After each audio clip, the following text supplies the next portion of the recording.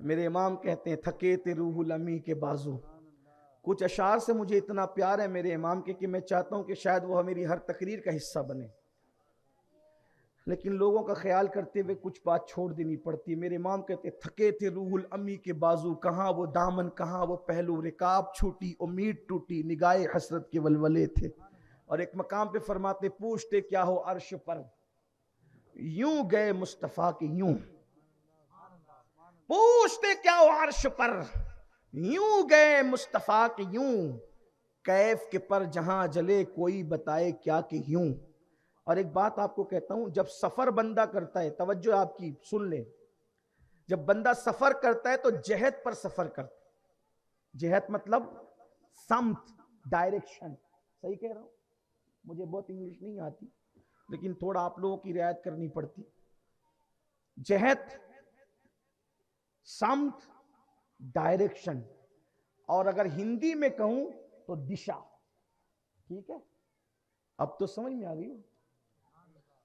समत, जहत, दिशा, डायरेक्शन, उस पे सफर होता।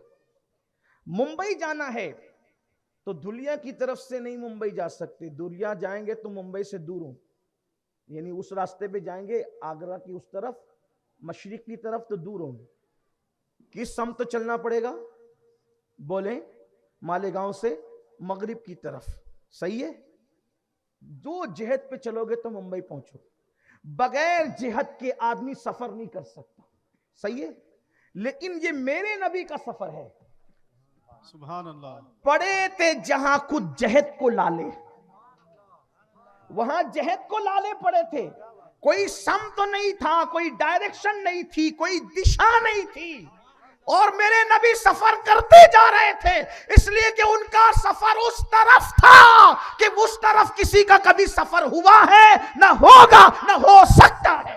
सुभान अल्लाह, सुभान अल्लाह। उसकी तरफ सफर था। ना वो जहद से पाक है, वो समत से पाक है, वो तसव्वुर से पाक है, वो तखय्युल से पाक है। तो जिहद वालों की तरफ जाओ तो जिहद की तरफ जाया जाता है, लेकिन जो समत से जहद से पाक हो, मकान से पाक हो, ज़मान से पाक हो, जब उसकी तरफ जा रहे थे तो जिहद को भी लाने पड़े।